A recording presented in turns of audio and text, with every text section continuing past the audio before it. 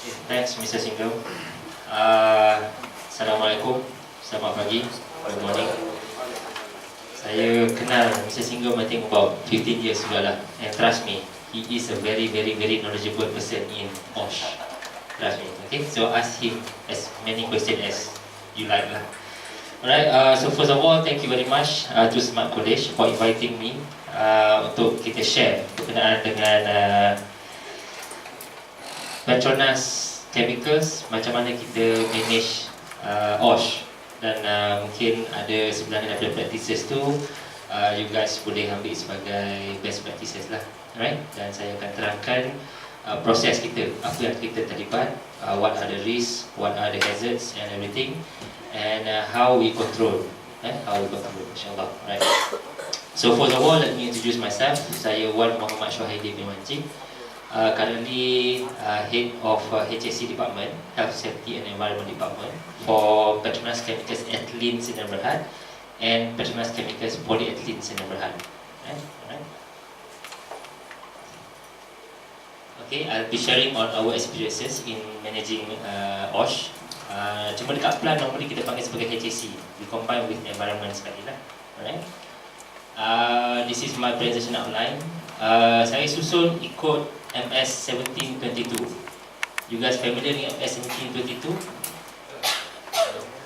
Malaysian Standard 1722 on OSH. So sebagai OSH practitioner, you need to know MS 1722. You also need to know OSHA's 18001, which later will be converted into ISO. Right? Okay. Saya akan cover all this. Before that, a bit of introduction dengan Petronas Chemicals. Saya akan pergi laju sikit sebab saya takut loceng tu bunyi dulu. I have about more than 50 slides yang saya nak share lah. Alright. Okay, we are located in Kertih Terengganu. Alright. It was a kampung nelayan last time. Alright.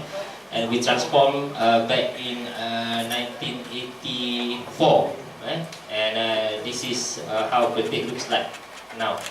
Right? Daripada sebuah kampung nelayan, kita telah menjadi satu hub terbesar di Malaysia buat masa ini untuk industri oil and gas. Right? Later will be dekat Pengerang, Johor. So siapa anak Johor yang nak kerja dekat Pengerang, silakan. Right? The complex will be bigger than this lah, bigger than Kertih. And this is where we are, belah pantai. Right? This is ethylene and polyethylene plant side by side, and this is basically the whole stretch of the complex. Kita panggil kompleks ini sebagai PPIC, Petronas Petroleum Industry Complex, right? And we deal with oil and gas. Kita ada minyak, crude oil. Kita deal dengan petrochemical. Kita deal with a lot of chemicals, toxic chemicals, flammable chemicals, explosive, and everything basically, right? And kita hold inventory yang banyak lah, inventory chemical yang banyak, right? And among the facilities yang ada, we have our product warehouse, okay, an office, central fire station. We have our own bomber, basically to help us in case of any emergency. Kalau ada emergency, fire, toxic release and everything, we have our own bomber. And this is basically owned by Petronas, right? Road transport link, port facilities. Port is located right behind us basically untuk export our products. Our products are exported to local and also to international markets, right? And we also have logistics center, storage tanks, right? Mainly at Kertih Terminal Sdn Bhd.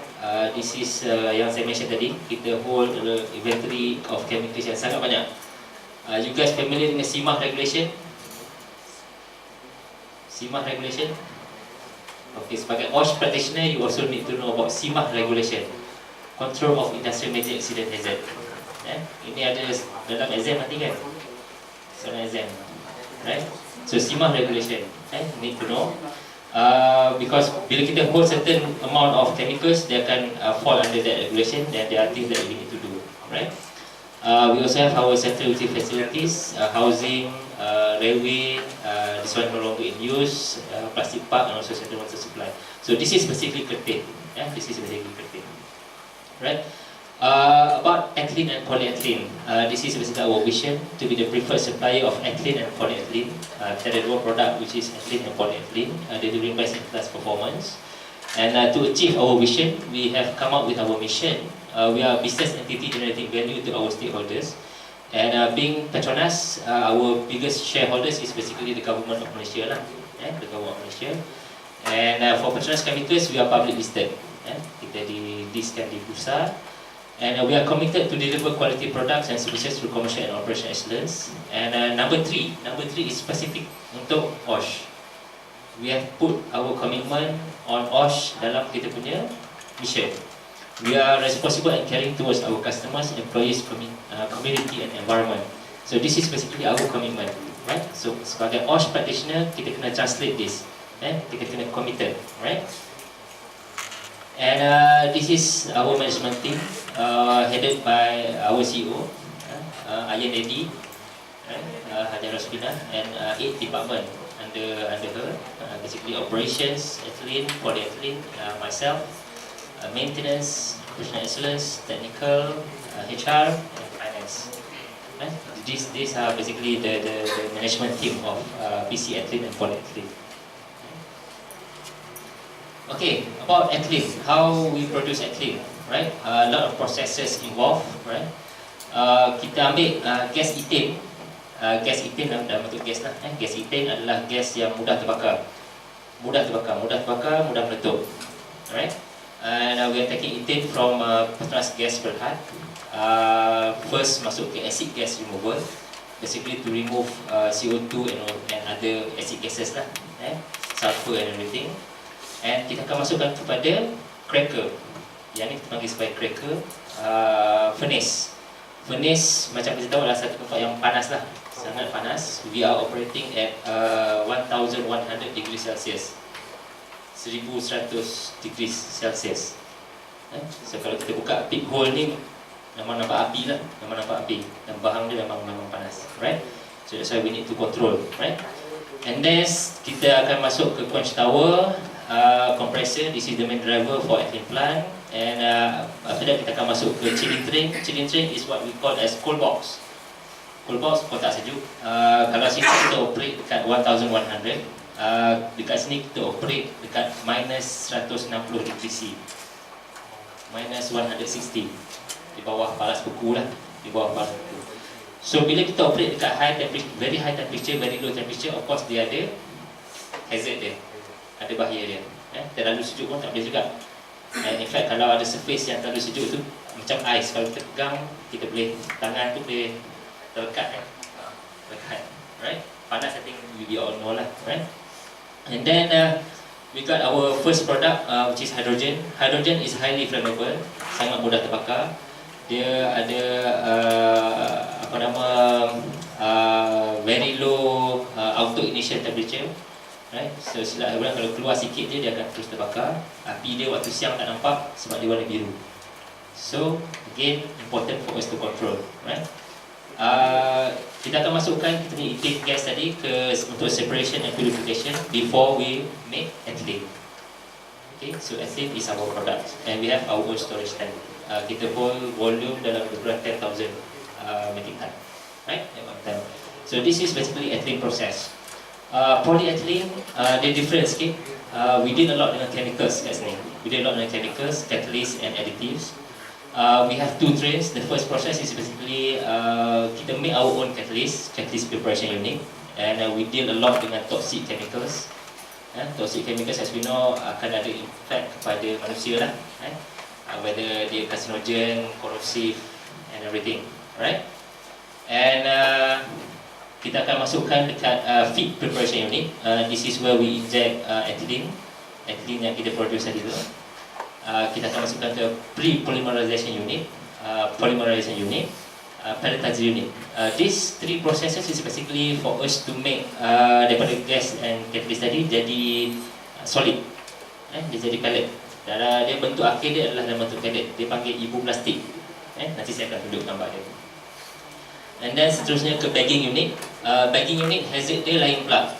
Kalau dekat sini hazard dia adalah lebih kepada chemical, bagging unit lebih kepada mechanical hazards. kita involve dengan conveyor, kita involve dengan machines, kita involve juga dengan forklift. So berbeza hazard dia. So sebagai OSH practitioner, we need to identify benda ni lah. This is basically the first thing bila OSH masuk ke satu tempat tu, first thing is basically identify hazards dulu, betul? Right? And then kita ada logistik. This is basically to transport our products lah to the customers. Alright? Okay. Ini adalah produk kita. We produce resins in pallet forms. Ada several grades, and we sell to our customers to produce the final products. Botol plastik, Tupperware, baldi, and everything. Right? Okay. Okay, HSE. How we manage all the hazards just now?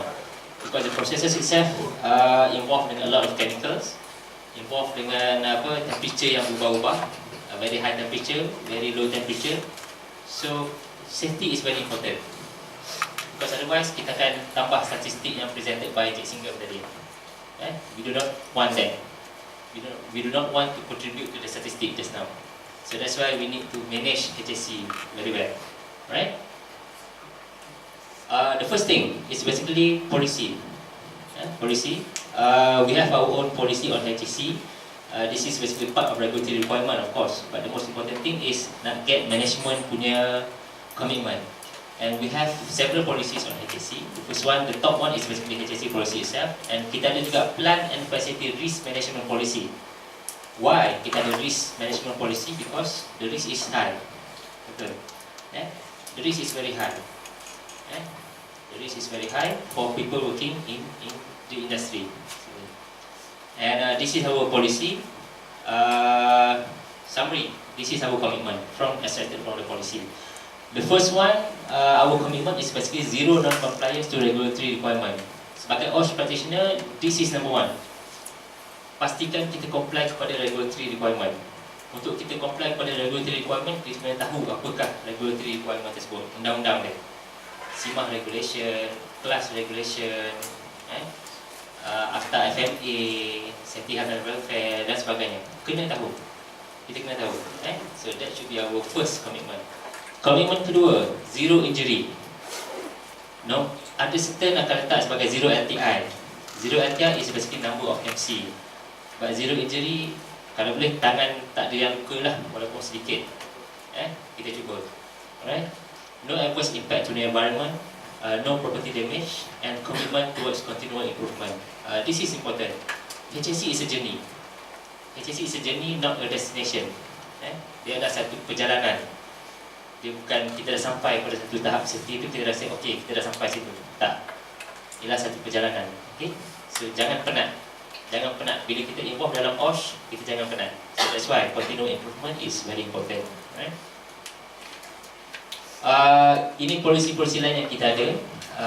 We have our own corporate house. Nanti saya akan tunjukkan corporate house kita, where kita also state kita punya commitment in HSE dalam kita punya house. We have our stop work order policy. Stop work order policy is where kita allow sesiapa sahaja, contractor, visitor, staff untuk stop work kalau dia nampak kerja tu tak selamat. Dan kita takkan penalize dia. Walaupun katalah yang dia stop tu tak ada apa pun sebenarnya, tapi kita takkan penalize dia. So we allow them to stop any work. We have our substance misuse policy. This is regarding drug and alcohol, penyalahgunaan dadah dan alkohol, right? And kita do conduct test, random test, right? Zito rules adalah 10 peraturan yang kita tetapkan, di mana kalau kita tidak patuh pada Zito rules, any of the rules, the penalty kita akan impose, sehingga kalau untuk staff up to dismissal. Kita berhentikan dia lah, kita berhenti kerja, right? And for the contractors, up to kita ban dia daripada masuk any Petronas facilities for whole life. Semua hidup dia memang dia tak boleh kerja dengan Petronas lagi lah. And we have a database untuk keep track of this, right? And Mission Zero is basically our initiative this year. Macam saya mention tadi, zero injury. So insyaAllah we are trying to ensure zero injury in our facilities, right? This is our house yang saya mention tadi. This is our house. Vision saya share tadi, vision dia. And macam mana kita nak achieve kita punya vision. kita ada 3 pillar. Yang ni kita panggil sebagai pillar. And as a management punya commitment, kita ada one dedicated pillar untuk HSC. One dedicated pillar. The first pillar is basically untuk HSC, untuk OSH. Achieve sustainable HSC excellence through compliance to agreed procedures and practices.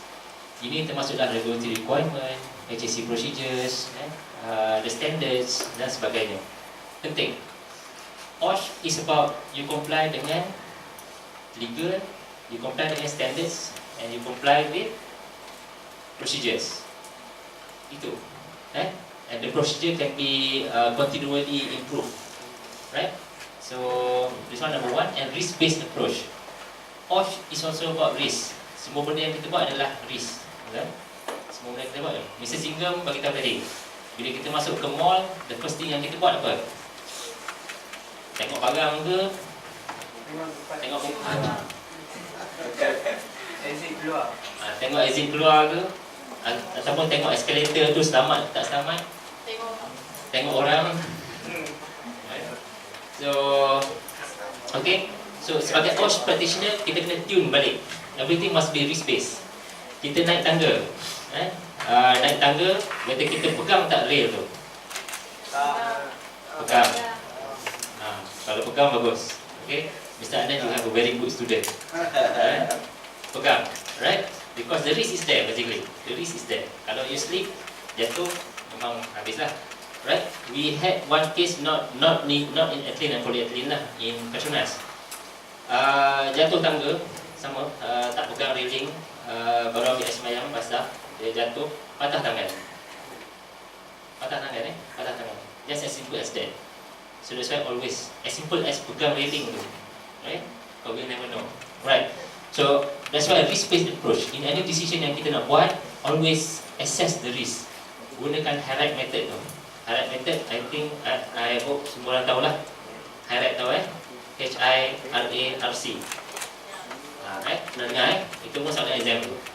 Right? And our second pillar is basically operational excellence. And this also ada element of OSH dekat sini. You can see over here, effective asset management. Asset management, kita talk about asset integrity. The asset integrity. Why? Because we operate dekat a very high risk environment. High risk environment, high temperature, low temperature. We are located belakang pantai. The risk of corrosion and everything is there. So asset also contribute to OSH sebenarnya. Nanti saya akan share apa yang kita buat dalam asset integrity, right? And we also have financial excellence, right? Yang 3 bawah ni saya akan explain later. This is about people, right? So first, this is our committee in HSC, and OSH also kita kena involve semua orang, not just OSH practitioners sahaja, not just the management. We have to involve the staff, basically, the staff, the workers, basically, because diorang yang berada di sana, diorang yang buat kerja tu sebenarnya, right? Diorang, right? So this is the committee that we have in ethylene and polyethylene. The highest committee is basically our main HSC committee, chaired by our CEO, and we have a secretary is SSO. Nanti you guys insyaAllah akan jadi SSO lah kot, Safety Health Officer, registered dengan DOSH, right? Tolong register dengan DOSH, right? We have employer rep and employee rep as per the regulation. And these are the committees yang not required by regulation, but kita buat, right? Kita buat sendiri. Department HSC committee, this is basically sub-committees, the small committees at each department. Non-executive HSC committee, dekat ethylene polyethylene kita ada union. Union ni adalah dari kalangan non-executive staff. Kita ada satu komiti khas untuk diorang, khas untuk kaki tangan non-executive, di-chair oleh non-executive sendiri, union rep. Okay, dia panggil kesatuan pekerja lah, kesatuan pekerja. Dan dia run sendiri, dia jalan sendiri. Kenapa kita tepuhkan ini? Sebab kita tak nak, kita nak diorang bersuara. Kita nak diorang bersuara sebab kadang-kadang bila kita ke alam pekerjaan nanti, kalau ada bos je kita senyap, kita tak nak. So kita nak biar dia run sendiri, dia jalan sendiri, dia come out dengan idea sendiri. Kalau ada issues dia bawa lah kepada management, right? And since kita operate dengan banyak chemicals, the processes, high temperature, low temperature, everything tu, kita ada process safety. Process safety is safety yang related dengan proses. Dia akan evolve mainly lebih kepada design, calculations, the mechanical integrity, the pre-activity startup and everything. Nanti saya akan explain a bit lah on process safety. Not only occupational safety lah maknanya, not only occupational safety, tapi kita also focus on the process safety, right? Checked by CEO and the members dia sendiri. Okay, so these are how we manage HSE in ethylene and polyethylene. Organizing, right? Kita ada 10 elemen of HSEMS, HSE Management System. As OSH practitioner, first to ensure compliance dekat site, kita kena ada sistem. Itu yang kita kena tahu. To ensure compliance dekat site, how our staff and contractors nak comply, kita ada sistem untuk make sure diorang comply. And this is how ethylene and polyethylene manage kita punya HSE lah. We have 10 elements. The first one is leadership, commitment and accountability. This is the first element in our HSE management system. Lead by our own CEO. Dia sendiri yang lead. Dia sendiri yang lead. So that shows her commitment on HSE. Second, people training and competency. In order to prevent accident, in order to make sure people comply, in order to make sure people kita buat kerja dengan betul, dengan selamat, kita kena train orang tu betul. Kita kena beri dia latihan, continuous learning lah, latihan yang berterusan. So that's why kita masukkan sebagai salah satu elemen juga, head by our head HRM. Hazards and effect management system, ini yang lebih kepada hazard identification yang tadi saya share tadi. Identify hazard. Masuk shopping mall, tengok apa dulu? Tengok orang, tengok barang, tengok bag. Okay, right? Kat mana kita kenal pasti hazard, right? So head by head operational safety and fire. Kita ada information and documentation. OSH juga berkenaan dengan information, macam mana kita keep record, macam mana kita make sure record to control, untuk prevent orang daripada guna benda yang salah, yang outdated. So kita ada satu elemen spesifik untuk information and documentation. Communication and awareness, myself, right? We need to communicate on safety, on OSH, betul? Sebagai OSH, takkan kita nak simpan sendiri. People need to know, orang perlu tahu. Management of change. Management of change is satu benda yang kita betul-betul kena particular. Dia lebih kepada process safety management. Nanti saya akan share sikit nanti. Emergency management. Na'udzubillah, tapi in case kalau anything happen, we need to know apa yang kita kena buat. Kalau berlaku kemalangan, kita kena tahu apa kena buat. Kalau berlaku letupan, kita kena tahu apa kena buat. Kalau berlaku orang jatuh daripada tempat tinggi, apa nak buat? Kalau berlaku kebakaran, toxic release, apa kena buat? Right? Contractors management ialah satu benda yang sangat-sangat penting sebenarnya. So, bila kita bekerja, kita akan bekerja dengan ramai orang. Kita bukan hanya bekerja dengan orang company itu saja. Kita akan jumpa dengan contractors, subcontractors dan sebagainya. Sebab itu kita manage diorang juga. Bila kontraktor bekerja dalam premis kita, apa sahaja yang berlaku pada kontraktor itu adalah tanggungjawab kita. Tanggungjawab kita, bukan tanggungjawab, bukan 100% tanggungjawab company dia. Tapi adalah tanggungjawab kita. So, kita kena menyediakan tempat kerja yang selamat untuk dia. Okay? Itu yang saya tanya tu, ada banyak slide juga. Okay, kita ada incident reporting analysis, monitoring, auditing and improvement. Right? Okay, foundation. Foundation, insyaAllah untuk kita achieve semua benda ni, this is where kita letak people punya importance dekat sini. We value our staff. People is asset basically. The staff itu adalah asset. So effective leadership at all levels, performance driven culture and competent workforce with continuous learning culture, right? And these are some of the trainings yang kita buat dekat ethylene dan polyethylene. Saya tak akan go through this thing, tapi guys boleh tengok gambar-gambar dia. Ini kita punya staff, kita punya ERT. Kita buat training memang dekat fire training ground, guna api yang betul lah. Guna api yang betul, masuk ke rumah asap, dia panggil apa, smoke house. Saya sendiri pun pernah join the training lah. Dan bila saya habis training tu, baru saya really appreciate kerja bomber sebenarnya. Masuk smoke house dengan keadaan tak nampak, cuma nampak cahaya saja. cahaya api dan saya kena padamkan api tu. Nak tarik hose tu bukan ringan dan saya really appreciate bomber. Okay, these are some of the training yang kita buat. And communication and awareness, these are among things yang kita buat. Daily HSC info, visual management. Visual management is very important dalam OSH. Always kita banyakkan ni, signages, posters and everything, toolbox talk, annual cash week, quarterly review, and also monthly HSC mass briefing. Okay, just some photos, notice boards, newsletters, OSH day, website, SIMAH Open Day. SIMAH Open Day is yang tadi saya mention pasal SIMAH regulation. Nanti buka dan baca SIMAH regulation. This is also part of the regulatory requirement. And HSC alert and lesson learned sharing. Penting untuk kita belajar. Tapi lagi bagus kalau kita belajar daripada kemalangan yang berlaku kat tempat lain, daripada tunggu kemalangan berlaku kat tempat kita. So apa saja yang kita tahu kemalangan berlaku kat tempat lain, jangan kita salahkan terus kata ni berlaku ni tak bagus di tempat ni. Jangan. Tapi kita ambil lesson learned dia. Apa yang kita boleh buat untuk prevent daripada berlaku kat tempat kita. Planning and implementation, OSH juga kita patut melihat pada jangka masa panjang, not only the business. So that's why kita punya sendiri 5-year roadmap, 5 tahun roadmap pengenalan HSC. Kita review setiap tahun and kita identify apa yang kita nak buat. Tapi untuk athlete dan pro-athlete, kalau kita tengok safe system of work sustenance ni ada setiap tahun, because this is basically basic dari segi lifting, working at height, permit to work, job hazard analysis dan sebagainya. Right? Process safety, this is something yang kita also focus. Saya mention tadi, kita deal dengan a lot of hazards, chemical hazards and everything. That's why kita juga embrace untuk manage process safety.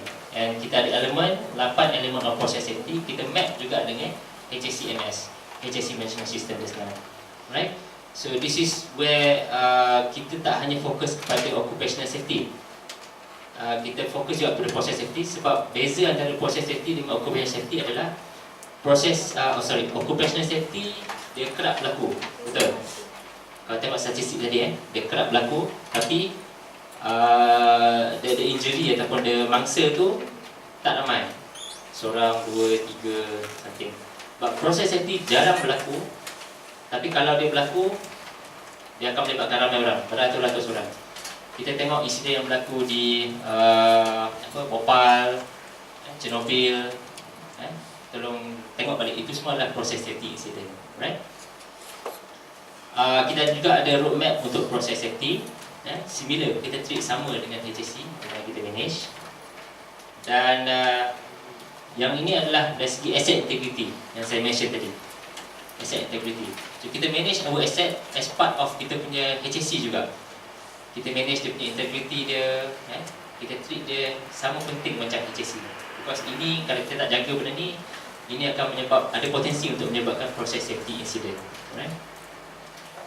And kita ada juga roadmap untuk asset integrity kita, right? Some other tools yang kita buat, yang kita ada untuk control hazards di tempat kita. Fire safety assessment, kena evaluate cukup tak cukup, dari segi kita punya firefighting equipment and everything. Safe system of work, kita ada permit to work system. Setiap kerja yang nak dibuat kena ada permit to work. So permit to work ni bukan hanya kalau expatriate nak datang kerja kena ada visa kerja semua tak. So setiap kerja yang hendak dibuat must have permit to work. Dan dalam permit to work tu, dan dalam permit to work tu, dia akan ada section-section dia, hazard identification, identify hazard, kita kena prepare apa, pakai PPE apa, dan kena ada approval dia lah. Dia tak boleh simply kita nak masuk buat kerja, tak boleh. Kita kena assess betul, right? Sebab tu saya mention tadi, OSH, assess the risk, kena buat risk assessment, right? Emergency prevention, ini among things yang kita ada. Start daripada procedure, alatan, drill, training, dan kita review balik. So kena completekan dia punya PDCA lah, basically plan, do, check and act, right, on emergency. Emergency very important Because bila kita deal dengan huge amount of chemicals, kalau berlaku kemalangan, kalau berlaku letupan apa semua, dia mungkin akan melibatkan public. Kalau sesiapa yang pernah lalu kawasan industri Kertih tu, kalau perasan laluan utama Kertih Kuantan tu, Kuantan Kuala Terengganu tu terletak betul-betul di tengah kompleks. Kiri kanan adalah kilang lah, adalah LG. So kalau berlaku apa-apa, kemungkinan boleh libatkan publik lah, orang-orang. So sangat penting.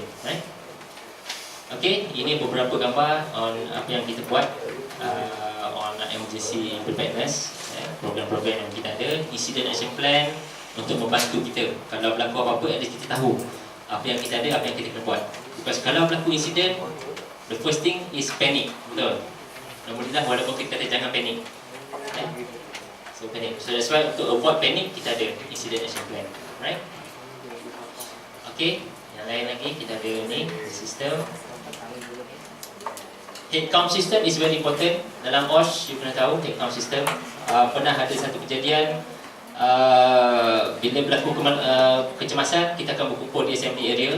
Pernah ada satu kejadian orang berkumpul di assembly itu berjam-jam sebab cari seorang hilang. Tapi rupanya orang yang hilang tu dah balik rumah dah. Okay? Dah tengok TV semua dah. So that's why penting bila ada safety briefing, please dengar. Tolong dengar dan tolong tahu kat mana, daripada kita menyusahkan orang. Okay? Itu dia. Okay, contractor HSE management sama dengan photos, aktiviti-aktiviti yang kita buat bersama dengan contractor. Ini yang saya kata, we manage contractor sama macam kita manage our staff. So kalau buat workshop pun ajak dia sekali. Right?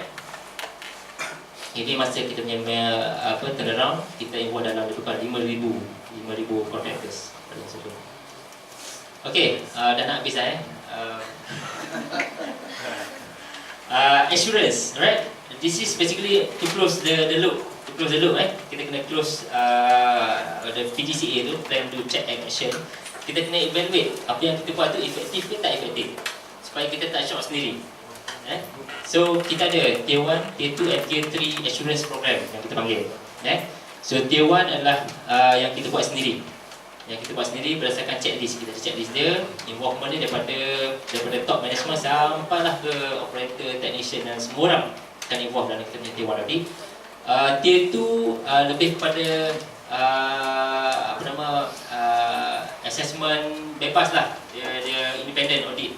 Kita ada tim yang train, tapi dia tak akan audit area dia sendiri. Dan Tier 3 adalah orang daripada luar yang datang. And kalau tengok dekat sini, kita ada daripada Petronas Group sendiri, kita ada daripada regulators, daripada authorities, daripada DOSH, DOE, Bomber, dan kita participate juga dalam benchmarking, NCOSH, ROSPA, dan dekat sini lah saya ikut Mr. Single MSOS. So sebab kita masukkan juga MSOS ni sebagai part of kita punya Tier 3 sebenarnya, because we need input daripada external. Kita tak nak shock sendiri. So bila Mr. Single datang dekat tempat kita, dia bagi tahu, okay, maybe you can improve this. So kita take note. That's why Mr. Single is very experienced. Tanya dia banyak-banyak. Alright? Okay. And this is the last part, basically management review. Management commitment just now. Management commitment. Of course, management kena tahu balik apa yang kita buat tu betul ke tak betul, cukup ke tak cukup. Right? We need to know that. Kita tak boleh shock sendiri, macam saya cakap tadi. So, beberapa platform yang kita ada for management review, kita ada management committee meeting. Ini semua yang kita discuss HSE. Even dalam management committee or MC meeting, orang panggil, kita discuss on HSE. Right? Plan leadership team, weekly basis, we also discuss on HSE, termasuk process safety. Main committee, kita buat bi-monthly. Regulation, minta berapa kali? HSE committee? Tak achieve. Okay, quarterly every 3 months. Kita buat bi-monthly, every 2 bulan sekali. Kita sedang sendiri dengan process safety. So this month HSE, next month process safety, right? And on annual basis kita ada management system review, where we review all our performance and system. Alright, I think that's all from me. Saya ada beberapa slide lagi sebenarnya, but I think this one maybe later lah, on apa yang kita buat intervention programs, right? If you have any questions, okay.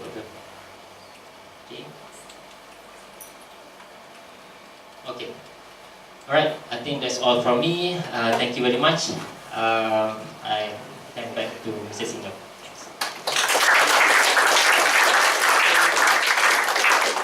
Thank you very much, J1 Muhammad Suhaili.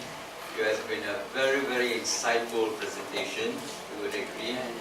Every gentleman you saw, I've interviewed them. I went to his place and did an audit and interviewed them. And you can rest assured they're very, very committed in the pursuance of managing safety and health in Petronas. I can tell you. Interviewed every of the leaders.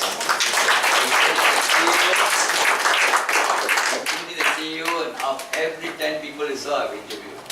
He was there too. So you can rest assured. You could see our management of safety and health in the oil industry is very critical and we cannot take chances.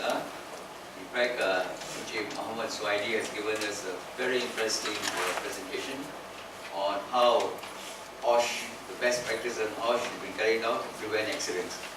And I invite the floor, if you have any interesting question, please direct it, table it to Chief Muhammad Suhaili. We'll be very happy to actually respond to your questions. Can I have some questions from the floor, please?